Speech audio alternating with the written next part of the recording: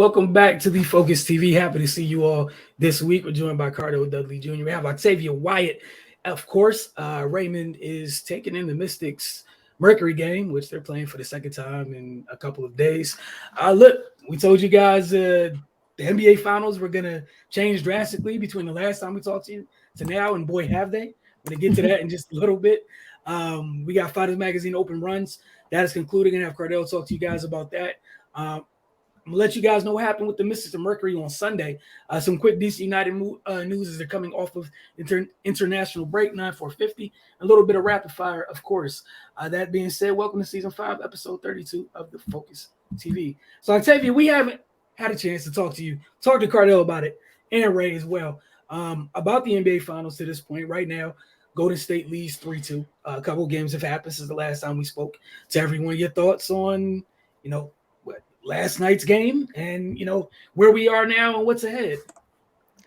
I think what's crazy is, well, not crazy, but I think what's going untalked about or unnoticed is how much we talk about like championship pedigree and how much we talk about being there before, knowing how to play, knowing how to, withstand all the things that are going to be thrown at you, because the 123 games of playoff experience that Golden State has versus the 0 of the Celtics is really showing.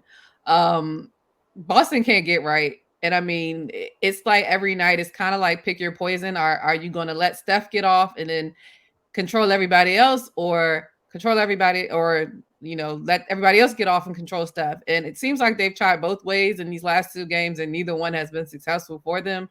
The turnovers are killing them. Like that's to me the biggest thing.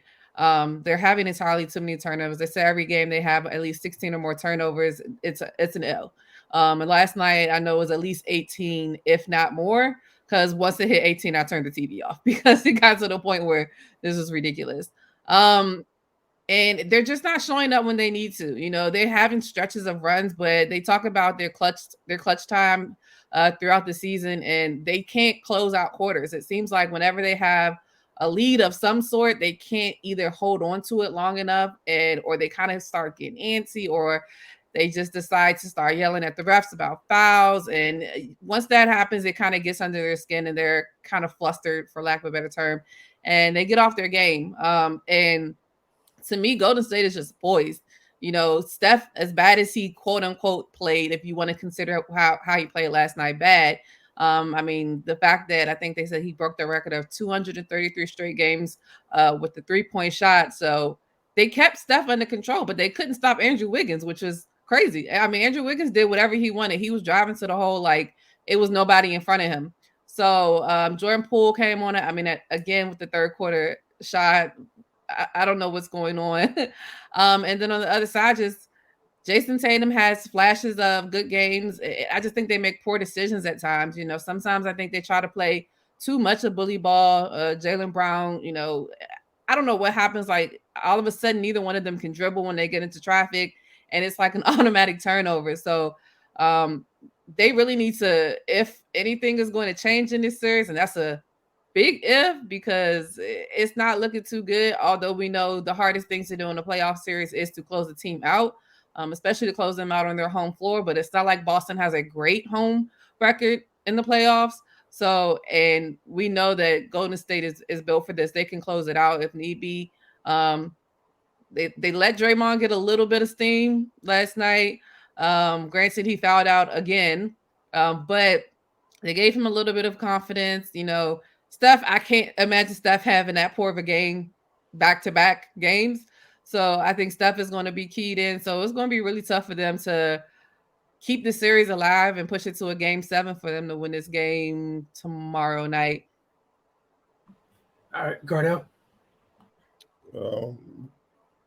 Like we talked about, man, I just feel like, I know Wiggins, it was his game. You know what I'm saying? It was the game of his career, but it's just little details and small things that are hurting the Celtics as the series goes along. And, Octavia talked about the turnovers. The other things are missing free throws. They missed 10 free throws last night. They shot 67%. They lost by 10. I think they got out rebounded. No, they won the rebounding battle. Yeah, it was the turnovers and the free throw shooting, but they did a great job defensively because the Warriors shot 22% from three. You know, Mhm. as great of a night Wiggins had, he was still 0 for 6, and Steph was 0 for 9. So it was a window there where, especially when Boston made that run in the third quarter when they got the lead, where they just took care of the ball and just executed, they could have possibly won that game. But that's the experience and mental toughness, man, because they understood, you know, they this is their first time feeling that type of pressure. It's different in the Eastern Conference Finals. It's different in the semis and the first round.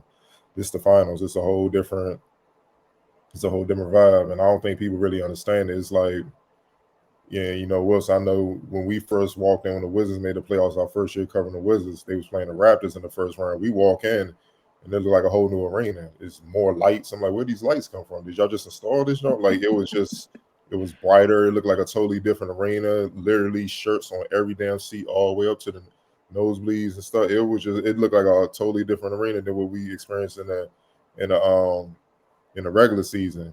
And you seeing you see ESPN, you Stephen A. Smith and all those guys, ESPN on one side, TNT on the other side on the court, man. It was just different. And we picked that up from the media side. So you know the players are feeling it. And this is their first time going through that. And then that's just the first round of playoffs. This is the finals. Y'all the only show in town right now for the league. And everybody's watching. And then you also got to take into account who you going against. The franchise of deserve, the dynasty of deserve, and that's the Golden State Warriors. You know what I mean? So it's different, and you just starting to see that in critical moments, Boston just crumbles.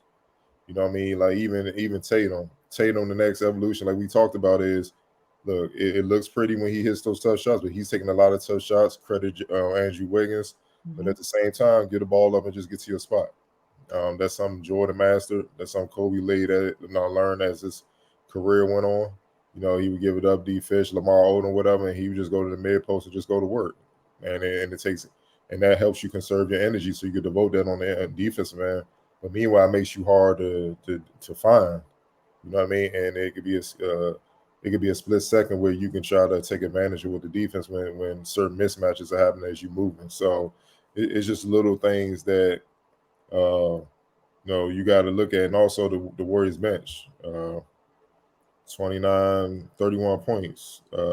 Boston's bench, 3, 6, 9, 10. That was the difference in the game. You know, Poole,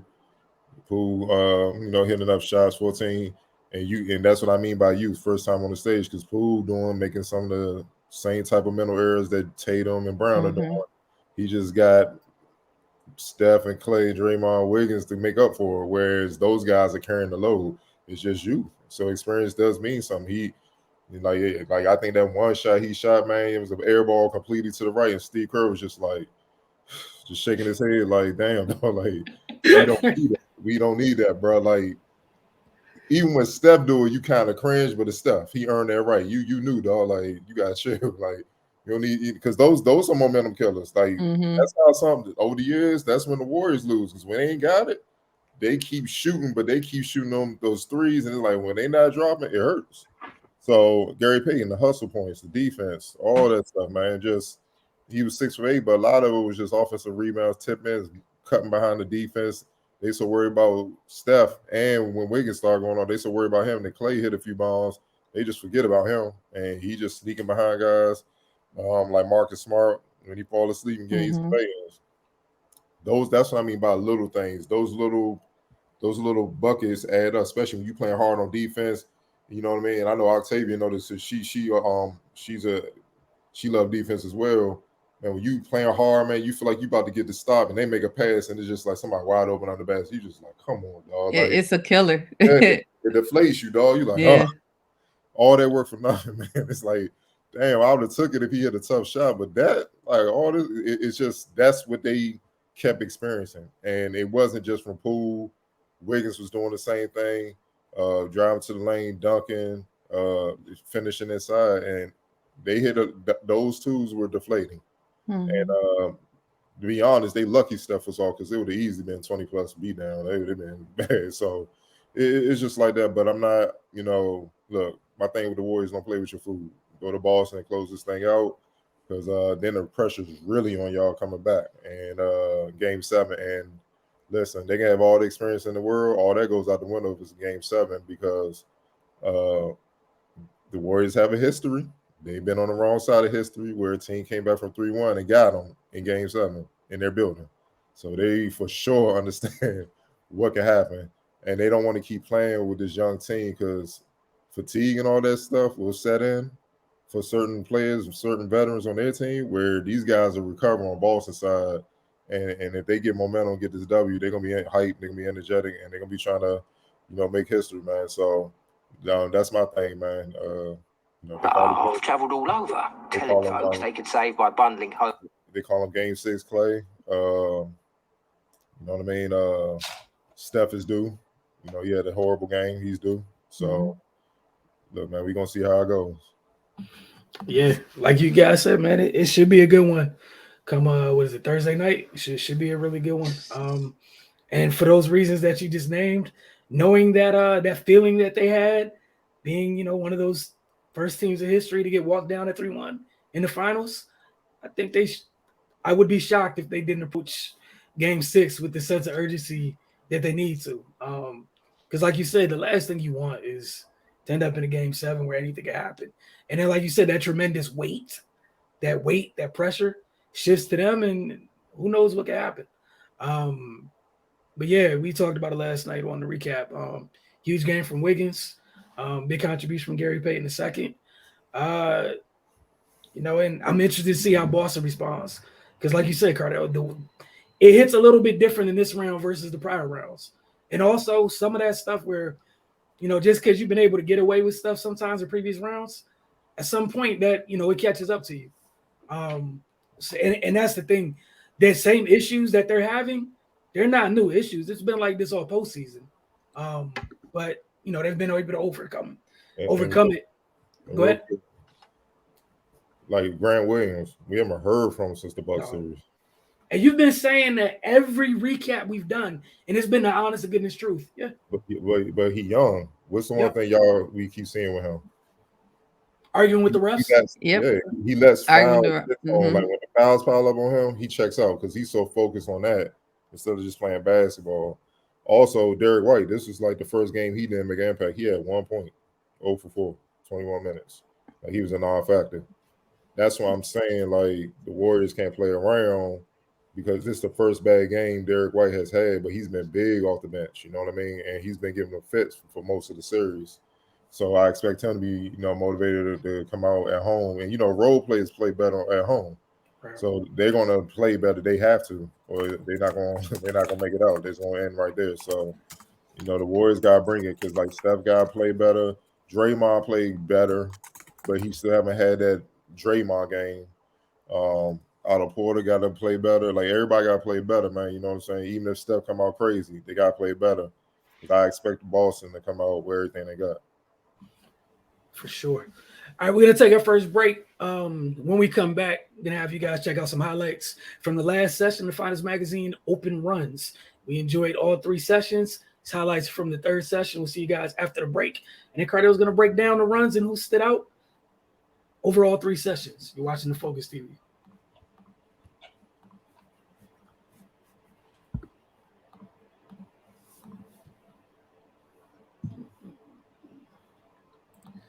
Welcome back to the Focus TV. All right, Cardell, wrapping up the Finest Magazine Open Runs for this year. Your thoughts? It finished out on a strong note. The second session, be honest, pissed me off. They came in there. It was more like, it's a camera here. Let's just play. And I'm like, man, y'all got to step it up. Y'all got to compete. You got colleges watching. Bowie State staff was literally in the gym every session, like literally right there watching the game. And I know for the most part, 90% of the players that play in the open runs already are at the school. They already got on scholarship or wherever they're going to school at. But some guys, are in between trying to transfer, trying to look for opportunities or whatnot. And at the end of the day, everyone's trying to get better. So push the next man and push yourself. So it's no time to BS. And I made that clear right before the 3rd session tipped off last Friday. They responded. It was ultra competitive. They had fun. They gave it everything they got. And you could tell they gave it everything they got because they all tapped out after like an hour and a half of playing when we supposed to go another 2 hours, they really didn't have anything, man. So, I was pleased with the effort, man. But obviously, there's standouts, with every session. Start off with the MVP, Joe Adebayo, 6'3" guard at Frostburg State, getting ready to start his professional career. Can shoot it, man. Tough, know how to play the game. Solid in all facets. But one thing that stood out is he could score in a myriad of ways. He got the Tim Duncan bank shot and knock down deep threes. He'll take you off the bounce, score out the high post, low post. Man, he got a nice little package with how he could score the ball, and that makes him tough to guard. And like I said, he played at Frostburg State, which has traditionally been a D3 school, but now last few years they've been a D2 school. So. He thrived in the gym with all types of college players from D1 on down. So, he was the most consistent. They won the most, so it was an obvious choice for him to get MVP. Next up is Lendo Arrow, 6'3" guard out of Brown University. He's going into sophomore year. Athletic guard, streaky shooter, but he can defend. He can make plays, and he's dangerous off the bounce and slash into the basket, man. One thing about him, he get a little stronger, improve his jumper. He'll be something to deal with at Brown. Next up was Thomas Holloway, 6'1" guard out of Frederick Community College. He had a rough session in the week prior, session 2. Couldn't really hit shots. One thing that was consistent with a lot of new players, they didn't realize how fast it was and, how physical it was. I'm like, yeah, you're dealing with all types of guys from different levels of college that they're here to show and prove, that why they are where they are, what I'm saying, and to prove the guys that may be, D1 or more well-known schools that, I'm just as good as you, if not better. But he rebounded, came. One thing he always marked was the defense. He can lock up pretty good. But this time he was scoring, definitely off the bounce, hitting a lot of jumpers. He had a couple crossovers that you will see on the highlight if you haven't seen it already. And, he just showcased his offensive ability, man. I didn't know if he could score that well until last week because he was missing so many shots. I didn't know if those were shots he just couldn't make or those were he just had an off night. And he showed he just had an off night, man. And he came back with a vengeance, man. So he was definitely one of the best players in the gym. And then he was hustling. He did all the dirty work, even in the open run. You know what I mean? He got all the 50-50 balls and did all the little things. The thing for him is improving his point guard game. Just learning how to run a team. If he can do that, control the game from that aspect, he'll be on his way. Antoine Jacks, 5'10" point guard, Fairleigh Dickinson transfer, did his thing. A lot of people were saying, texting me talking about, man, he played just like Jalen Brunson. He was looking like Jalen Brunson in this young, because he's kind of stocky, short point guard. But he did his thing. One thing he's always been known for is his defense because of his strong frame and his quickness. It's hard for a lot of point guards to get away from him because once he get up under you, it's tough. But, he shot the ball better, showed his handle. The second session, he was all just one speed, fast as he can go. But now in the third session, he slowed it up. He mixed up his speeds. He ran the show a lot better. And he just looked like a complete point guard.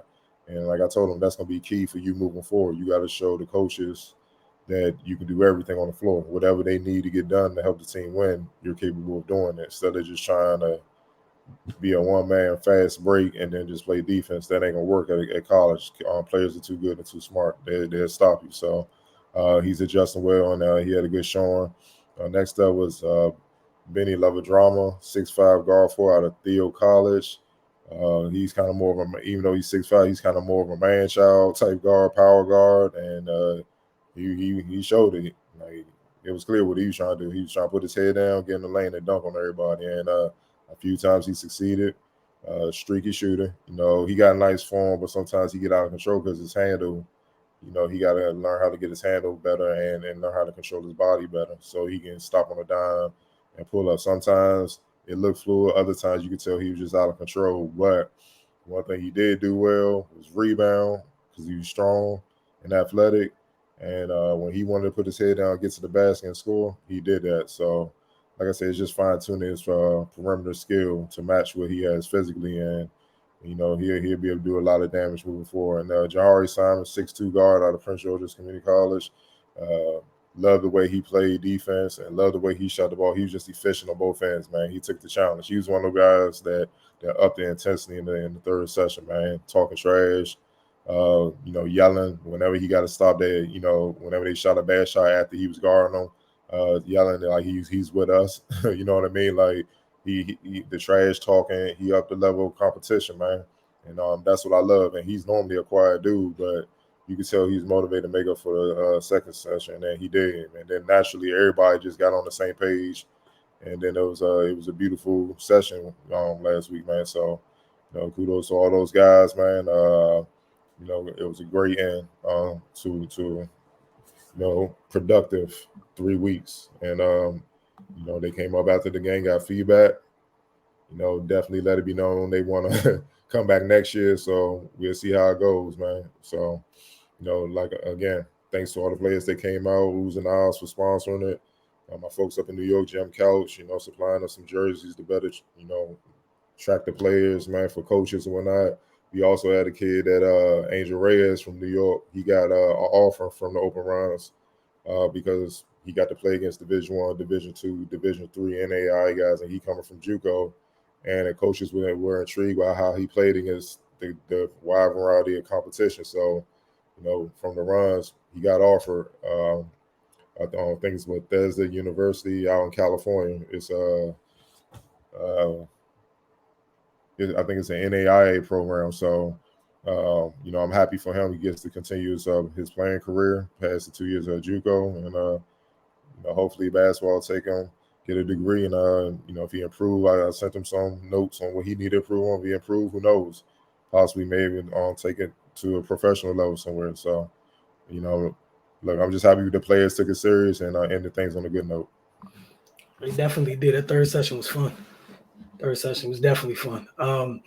9-4-50 breakdown now. Break down the shots off the catch and fade again. Break down the shots off the catch and fade. Jamal Hayward with the 9-4-50 breakdown, followed by our second break. Then when we get back, talk a little Mystics with you guys. You're watching the Focus TV. See you guys very shortly.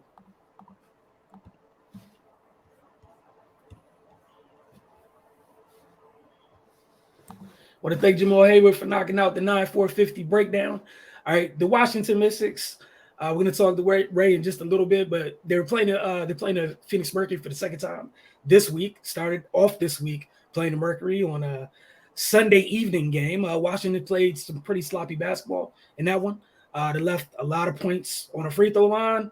They turned the ball over too often. So they played a big role in their own demise on Sunday. That said, Skylar Diggins-Smith and the Phoenix Mercury pulled out the 99-90 win in overtime. Diggins-Smith had a game-high 27 points. She was huge for them, getting it done on both ends of the floor. Maisha Hines-Allen led Washington with 18 points and 10 rebounds. Next, we'll hear from Ray. And I'm going to put some up real quick and then transition to DCU and we'll get to rapid fire. Excuse me. Sheesh. Some water. All right, for DC United, the black and red get back to MLS play this week. It's been an international break. Literally, the U.S. men's national team is playing as we're recording this. They'll be on the road this weekend to face the Chicago Fire. In 13 games played this season, DC United has just 14 points. If you want to know where that leaves them in the standings, that has them in 13th out of 14th place. 13th out of 14 teams in the Eastern Conference. They'll be facing the only team that trails them in the standings on Saturday. So again, we've been talking, leading the past couple of weeks about them needing to get some work done to climb up the table because they are quite far from that invisible red line. That line's not going to be invisible too much longer if things continue the trend. It's going to be a hard red line, and it's going to be something they don't face. Last week talked about some rumors about impending moves that might be happening. All that's still out there, and I don't want to talk too much about speculation in terms of what could happen, what may not happen. There are some talks that are ongoing, according to multiple reports. Well, we'll see what happens. Next week should have a little bit more information for you, but at least next week, I'll be able to let you know how things go on Saturday. Announced by the MLS today, they've reached a deal with Apple TV for 10 years starting in 2023. All MLS matches will be streamed on their platform all over the world. MLS Commissioner Don Garber had this to say on the deal. Apple is the perfect partner to further accelerate the growth of MLS and deepen the connection between our clubs and their fans. Given Apple's ability to create a best-in-class user experience and to reach fans everywhere, it'll be incredibly easy to enjoy MLS matches anywhere, whether you're a super fan or a casual viewer. The one thing we do know is regardless of what type of television or whatever you may have, Apple TV is available to you. That's the one thing we do know. So that's good for that league for sure.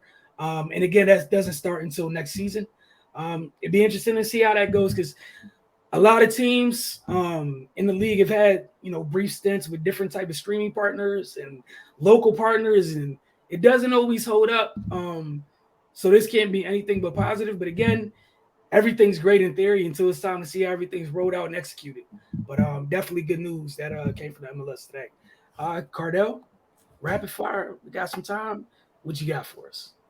Sir, start off with some both troubling and hilarious news. But Charlotte Hornets forward Montrezl Harrell is facing a felony drug charge after authorities said they found vacuum seal bags of marijuana in his car during a traffic stop. Harrell, 28, was pulled over in Richmond, Kentucky by a state trooper May 12th for driving behind a vehicle too closely. News outlets reported Monday, citing court records. The trooper said he smelled marijuana, and after a search, discovered 3 pounds of marijuana in vacuum seal bags inside a backpack and in the back seat. Harrell has been charged with trafficking less than 5 pounds of marijuana. If convicted on that count, he could face up to 5 years in prison. He is scheduled for a preliminary hearing on July 13th in Madison County District Court. Harrell, former star for Louisville, has played 7 seasons in the NBA, including 3 seasons with the LA Clippers, 2 with the Houston Rockets. He was acquired by the Hornets in the trade with the Washington Wizards at the trade deadline and averaged 11.4 points, 4.9 rebounds, while shooting 64.5% from the field. Harrell will be a free agent this summer. Octavia, what are your thoughts? He definitely gonna be a free agent this summer. I will say that it's always to me like suspect when people get pulled over for like driving too close to somebody. So that's one thing. But where are you going with 3 pounds of marijuana, sir? Where and why?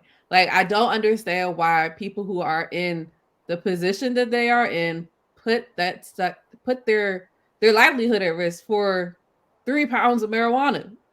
Like, I personally don't understand it. So it's just a mix of emotions where it's like you feel like your entire career and your livelihood and the money you can make from playing a game that you love and you've been playing all of your life, and it's a chance that all of that is going to go away because you decide to have 3 pounds of marijuana. It's like, I'm not trying to say, because I don't know him personally or anything like that, so I don't want to insinuate that he is indulging in less than good activities, but I think that it's still, people forget that while marijuana is legal in certain places, it's never legal to traffic it. And I'm sure that his was, I'm not sure, but I would assume his wasn't like a business venture or something. So it just sucks when stuff like this happens to players because you can't really be mad. It's like you guys put yourself in these situations and you really don't have anybody to blame but yourself. So I don't feel bad for him. I wish he made better choices, but you reap what you sow. Wilson. Yeah, what Octavia said. You're old enough to you're for sure old enough to truly know better. I don't even understand how you put yourself in this type of situation. And yeah, it's probably not the best of times for this to happen while you're going into free agency. Just know that you might have, drove your price down a little bit, but hey, also, if you do get convicted, that's a whole nother thing. Just athletes, like, got to do better in terms of understanding where you are in life and how just make better decisions. Like, you should be old enough to know better. That's all I have. Yeah, I mean, obviously I'm with y'all. it does seem like this is a case of DWB, you know, it's in driving while black, and just happen to get lucky. In that part of the country, in certain parts of the country, especially, Montrez definitely fit the profile they looking for. It ain't for sure. He can't hide it. You know what I mean? Which makes it all the more, you know, just crazy that he would take that chance. I get it. You know, he probably in his all season, all time. You know, might partake in a couple, you know, smoking sessions or two, but that's on him. I don't like. I'm confirming. I don't know outside of covering with the Wizards, but at the end of the day, he's in a situation. Hopefully, it's just minor. I'll get a smack on the wrist or hand or whatever, and he can go about his business, man. But he picked a hell of a time to be a free agent, man. That's what he picked a hell of a time, man. Because best believe these owners and stuff are going to use that to get his services for the low. You know what I mean? And you know, and it's bad timing. You were in Charlotte. Maybe you was thinking about staying there. I think he's from North Carolina, that North Carolina area and whatnot, and we already know the owner, the GOAT, and he's no nonsense. And they just hired a new coach, Kenny X, and who's coming in, who you just now, the first thing as soon as you get the job is this, it's a headache situation from over the jump. So look, man, it is what it is, man. But like y'all said, man, athletes got made. We got to make better decisions, and bros in general just got to make better decisions, man. Because it just seems like get caught up in your bubble thinking you above consequence, and then when the consequence comes, it's nothing nobody can do for you. Just, you know, you jammed up, man. And it's too many of us getting jammed up, man. So hopefully, you know, he comes out of that. Moving forward, moving on the NFL side, the first episode of It Needed to Be Said features Dolphins receiver Tyreek Hill and agent Drew Rosenhaus. And they said a lot of things, obviously, about his departure from the Chiefs. And Hill sung the praises of a new quarterback compared to his former one. Hill said, "I've had a chance to see Tua throw the ball to myself, but he's that dude, bro. Like, what a lot of people don't know, like, I'm not just sitting just saying this because he's my quarterback now. Like, I'm not trying to get more targets right now, but what I'm trying to say is Tua is that deal, bro. Bro, he has a heck of an arm, bro. He's accurate. He can throw the deep ball, and he actually does go through his reads. Where people are like on Twitter, like saying, oh, he doesn't go through his reads. Man, this dude is that dude." Hill's co-host Julius Collins then asked Hill who has the stronger arm, Tua or Chiefs quarterback Patrick Mahomes. Obviously, like, I'm going to go with 15 as the strongest arm, but as far as accuracy-wise, I'm going with 2 all day, Hill said. So which one would you rather have, the deep ball where you got to scramble around the field to try to go find it, or do you want that accuracy to hit you bread basket on the run? Collins asked Hill, "I wanted to hit me right in the bread basket, just like I did in the Buffalo Bills game and take it 70, Hill said, and the rest is history." Wilson, what are your thoughts on Mr. Hills? I knew. I swear sometimes, depending on the topic, I know when I'm going first. Look, I think multiple things can be true, right? You can like your new quarterback. I do think Tua is better than how some people talk about him. That's great. Obviously, he still has to prove it to the masses. That's cool. I have no issue with that.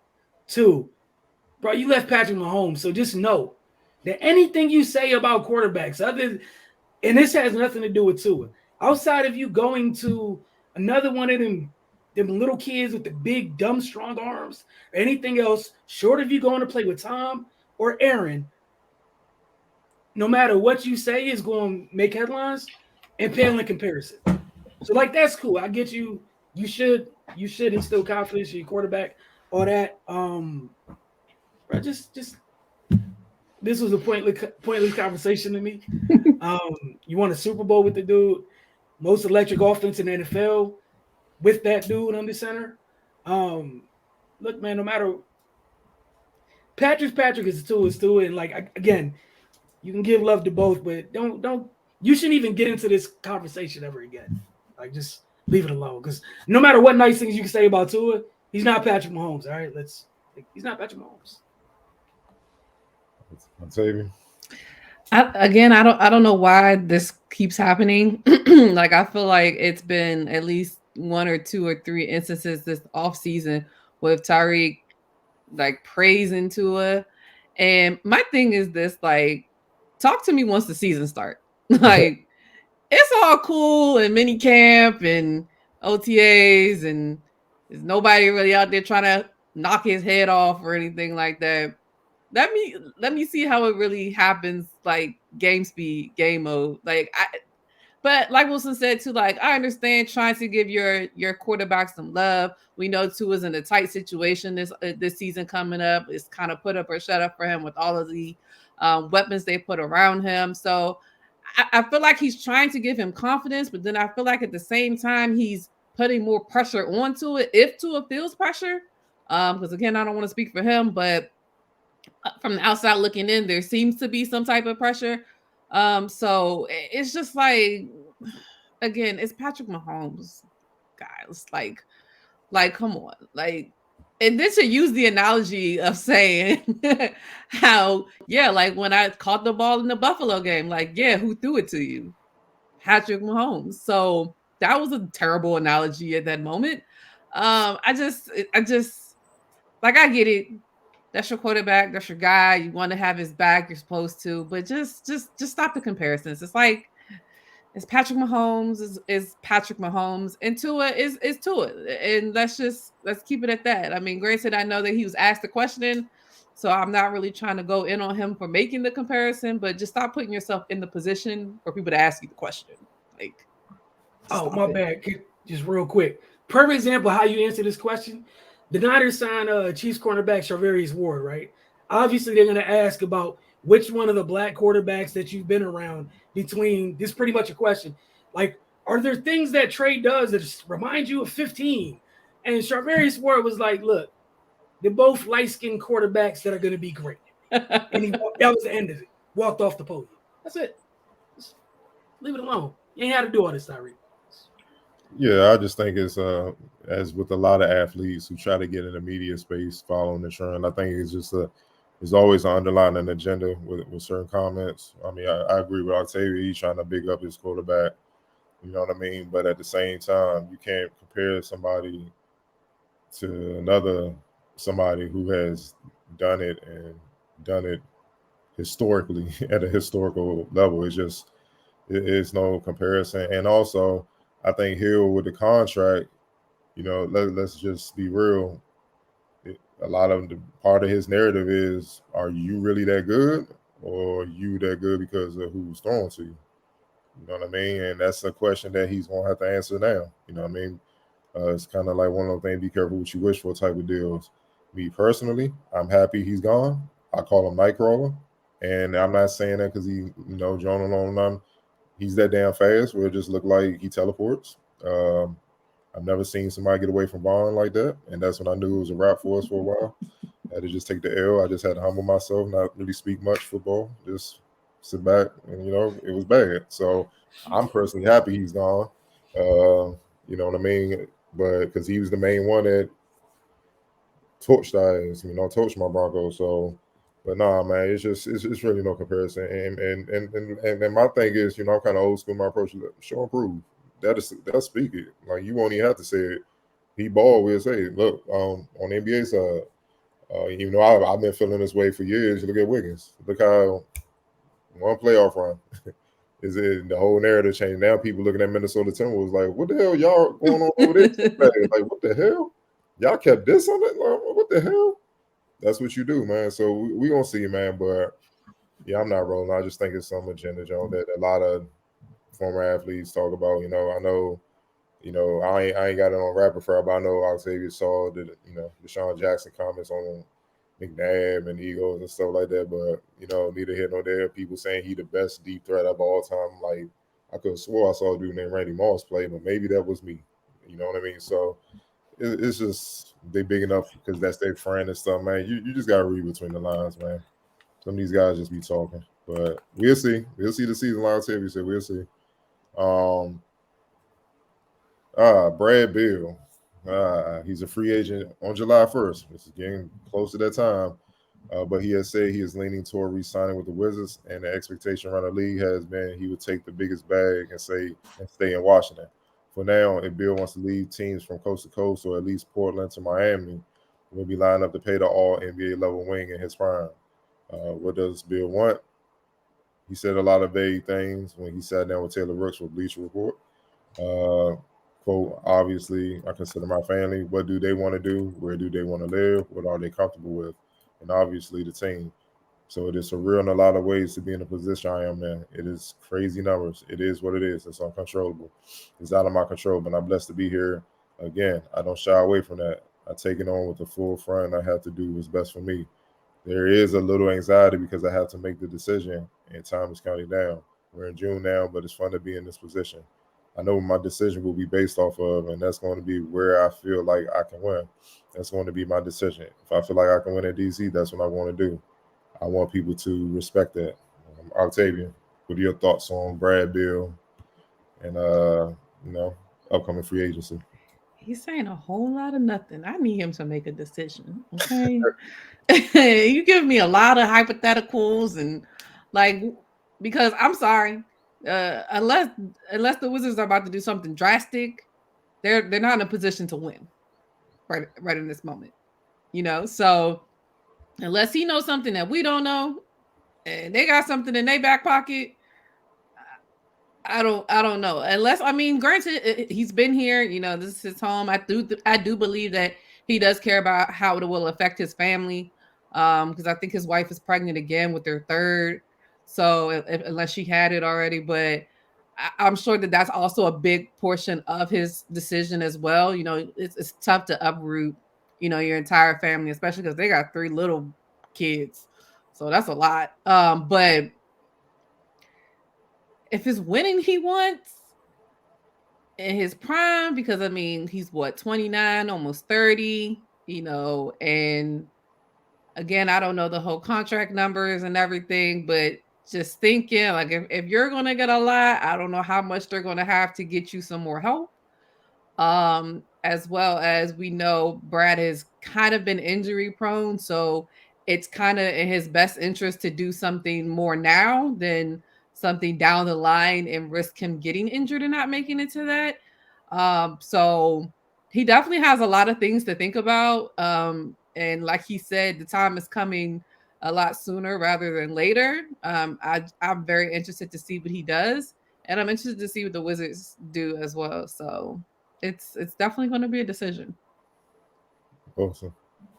It feels like an early concession speech to me. Like it feels like it's probably gonna be a sign and trade, but like it just feels like he doesn't want the sort of backlash that some folks get when they leave teams. But who knows? He might stay, or whatever. But like Octavia, the reasons that you listed are why I don't.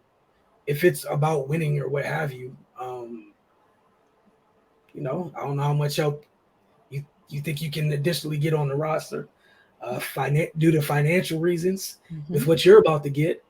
Also, I feel like if you felt like you were enough to get things in the right direction, we wouldn't even be here wondering right now. That this whole thing would have been done. So that's just me personally. We'll see what happens. But I feel like it's just like the soft launch of a concession speech before the impending signing trade. But so they already packing. Oh, all right. That's just me. That's me. I don't know though.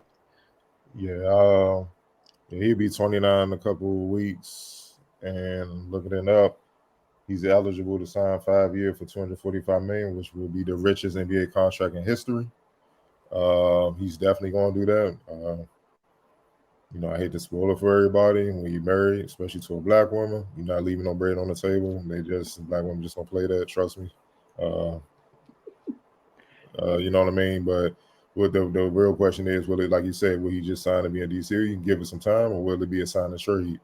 That remains to be seen, man. So, look, man, obviously the Wizards aren't in any position to win. Right now, at best, they're a playoff team. They healthy and play up to their potential. You know what I mean? But look, you see what's out there in the East. It's just got real. And now the best team in the East is the Celtics, and they're young, and they just right there. And you got other teams that are gonna be healthy, ready to rumble again. And just as where they are as it stands, they're not. The Wizards not in any position to try to challenge those teams. It's just facts, man. So, look, my thing with him. My thing with him is he said he got to do what's best for him. I mean, I get that, dog. So let's say you do leave. Can't be crying if people, get at you. We don't want to hear that because you're doing what's best for you. Well, these people going to express how they feel. It works both ways, man. But at the end of the day, man, he's an all-star level player, but I'm not quite sure if he's one of those guys that can carry a franchise. You know what I mean? Really take you over the hump. Because my thing is this: even if he do sign a bag and he get traded, what I always say, if he goes to a different team, will the league really feel it? Or is it more just like, oh, he went over there? Okay. You see what I'm saying? It ain't but a handful of those players. But when they move, you like, oh, shit. And he's just not that player. It is what it is, man. So he might be a key call. And then on the other side, the flip side of it, grass ain't always greener. You know what I'm saying? Like, here, you the man. Mm-hmm. You go to another team for that, somebody else the man. You gotta, whatever they want goes, you know what I'm saying, that franchise, and you gotta get in where you fit in. And then you got the big contract. So now everybody really gonna be paying attention. Like, yo, you can't get hurt. You bet the richest contract is, you better be averaging like 35 and 5. You better be putting up Mike Kobe numbers. Like, it ain't even ain't no question. Ain't nobody gonna be trying to hit. And then be trying to hit you tired because your wife got a newborn baby. Ain't nobody trying to hit none of that, dog. You know what I'm saying? Is he ready for that? Whereas here with him being a guy, yeah, people like us will, if he ain't up to par, we'll hold him accountable. But for the most part, people will give him a pass because they don't expect the Wizards to win any damn way. And you still get your way because you're the franchise player. So, yeah, some tough decisions, but I just don't see him leaving number. I think he definitely gonna sign. It's just a matter if he gonna give it some time here, or it's gonna be a sign and trade type of deal. So we'll see how it goes, man. And only he can answer that. For sure. And then the other thing, just watching, what's it called? Watching his his youngster make be a part of a finals run right now. Can't be fun. Yeah. I seen him on the sideline watching them games. Yeah, he up there, man. And then that's and this, this, man. Like, I ain't like when Tatum came here and gave him 50 and he was laughing and joking. Yep. I get it, y'all like brothers, and they all like brothers. You know what I'm saying? I get that, man. But it wasn't cool if my little brother was giving me work, dog. Like, that ain't gonna fly, dog. Like, nah. Gave you work and turn their Gave you work and turn their seasons around. Yeah, here. You do that 50 somewhere else, not here, dog. You know what I'm saying? So, hey, look, that's you and Wilson. You just made my point. Your younger brother already done carried his team to the damn to the finals already. You barely can make them go to the playoffs. Like, you really ain't been. I mean, Russ came here half a season. That was him. They got behind him, and before that was Wall. Mm-hmm. You haven't really led nothing. I'm talking about you leading. It's just real. It's facts. Where has he led? So, and now you about to have the richest contract in NBA history? Nah, play like them though. Yeah. And it's just fair. You get paid when you get that bag. You got to get judged accordingly, dog. Like, nah. And I'm not even that type to be looking at the money like I'm reasonable. But 20, whatever he had, 23, 6 and 5 last year, that ain't gonna cut it. You gotta get like 30 and stuff now. And everybody gonna be looking at you, and everybody gonna be gunning for you because they feel like you gonna be the highest paid player in the league, more than LeBron, KD, Giannis, everybody, Luka, Josh, Steph, everybody. And that means now when things don't go well here, it's not just local, it's national now because of that contract. Mm-hmm. So again, I'm with you. He's definitely signing. I just don't know if he's signing and staying, but we're gonna find out. We're definitely gonna find out. That's one thing we will find out sooner than later. As well, we're a couple weeks, we're a month away from Summer League, a couple weeks away from the draft. Like, it's about to go that quickly. I want to thank everybody for tuning in tonight. We always appreciate it. Y'all have a great week. We'll see you next week. Same time as always. Don't forget Wednesday mornings on a Roku channel. You got to do if you're Roku television, the device in the search box, just type in the Focus TV. Hit hit OK on your remote twice, and that's that. For those of you that watch Friday nights, 10 p.m. on DCTV, it really is that easy. If you live outside the city, all you have to do is get over to dctv.org. You can watch the show there and stream it live, as well as see when the show re-airs throughout the weekend, which you can watch. Again, you can watch the show over if you miss it at 10 p.m.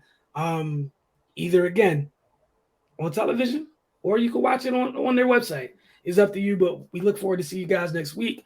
For those of you that've been following for like Mystics Outlooks, Finals Recap, Mornings with the Focus, all that nature, y'all know where to find us. Follow the Focus TV or on all of your social media mediums. We'll see y'all next week.